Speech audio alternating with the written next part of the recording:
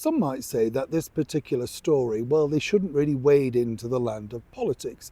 But it's very difficult, isn't it, when you think about it? Because right now, over here in the United Kingdom, and I'm sure in many parts of the world, it's very hard not to get heated, passionate about the world that we live in, particularly when it affects your business and particularly when it affects the people that help your business and you are also very good friends with.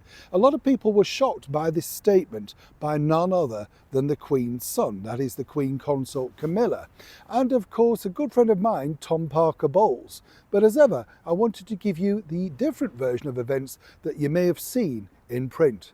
As ever, let me explain.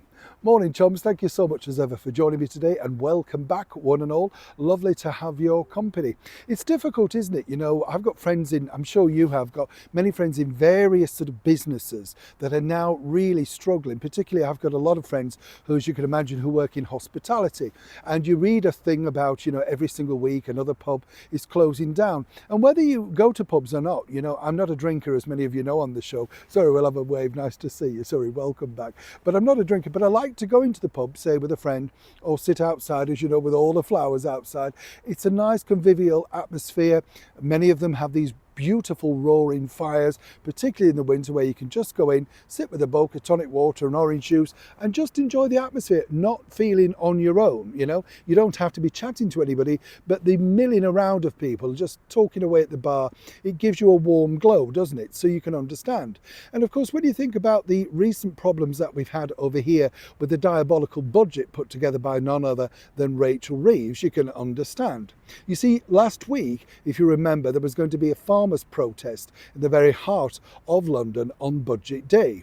And at the 11th hour, the British government, via the Metropolitan British Police, decided that the farmers could come to have their march, but they couldn't bring their tractors, blocking, etc. But of course, this is the two-tier government that we now live in. They don't care about people blocking up for marches on Palestine, Hamas, or anything. No, that's fine. But you know, what really matters, putting food on the table from excellent, hard-working farmers up and down the United Kingdom, they really don't care. So you have to be grateful for people like this, Tom Parker Bowles. Now, as you know, I've known Tom many years and he's very forthright and very direct. And as many of you pointed out, he's nothing to do with the royal family in that respect. His mother is the Queen Consort. She's part of the royal family, has a role. He is simply a relative associated to the royal family.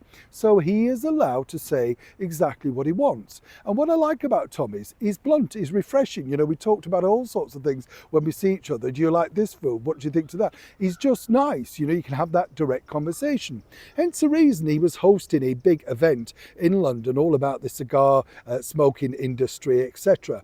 And he brought up the fact that he felt this particular government, headed by the Right Honourable Sir Keir Starmer, well, to put it in a nutshell, was a shambles. We all know that. And the reason why Tom did this was he felt that having a voice of his level, you know, he knew this would get picked up, right? And he just wanted this to get picked up because, as he said, when he's doing his restaurant critique work and up and down the country and going into restaurants, the first thing he finds out from people is about things like getting the delivery of the food, of what the farmers are bringing, you know, the meat, the cows, the beef, all that sort of stuff, and how much more expensive it's becoming, all thanks to the ridiculous tallies that these people are now imposing. But of course, the Westminster bubble doesn't want to discuss that. Now, Tom, as he pointed out to me, has had a huge backlash since this particular story hit the headlines. But as he also pointed out to me, he doesn't care because he wants to make sure that the farmers of the United Kingdom have a voice. And I don't know about you, and this is the thing where I love to share these things on the channel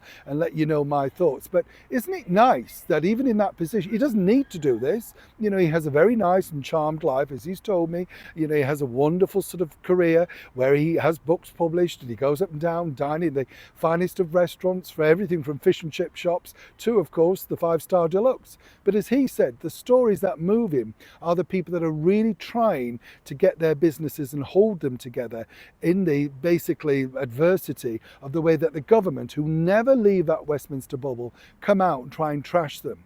And as I said, pubs are really suffering too. Many other businesses are suffering, hospitality. It's all very well giving these people huge raises to have them as waiting staff or whatever.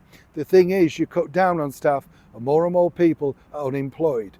And Tom has very succinctly, in my opinion, pointed this out. And I think I don't know about you, we should be grateful for that. As ever, let me know what you think in the comments below. Neil Sean in the very heart of the United Kingdom.